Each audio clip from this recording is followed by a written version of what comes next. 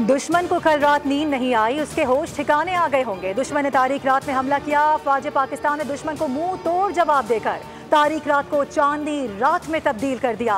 भारत के 80 जहाज हमले में शरीक थे।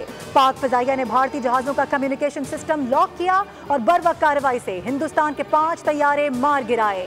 वज़ीर आज़म शहबाज शरीफ का कौमी असम्बली इजलास में इज़हार ख्याल, कहा कि पाक फ़िज़ाइया ने भारतीय तैयारों को पाकिस्तानी हुदूद में दाखिल नहीं होने दिया। हमारे शाहीन 5 की जगह 10 तैयारे गिरा सकते थे, लेकिन एहतियात से काम लिया गया। अल्लाह ने पाकिस्तान को अजीम फतह नसीब की। कौमी असम्बली इजलास में पाकिस्तान जिंदाबाद के नारे लगाए गए।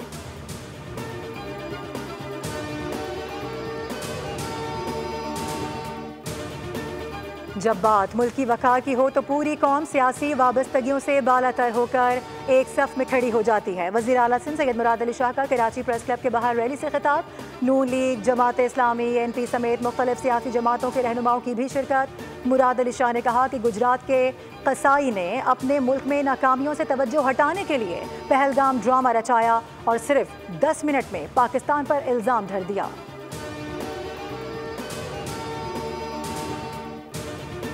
और मोदी, अब हमारे जवाब का इंतजार करो, तुम्हारे डरने का वक्त शुरू हुआ चाहता है।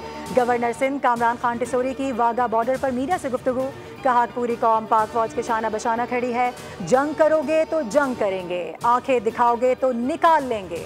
भारत से सैयाह वापस जा रहे हैं, 1-2 रोज में भारत की स्टॉक एक्सचेंज क्रैश हो जाएगी।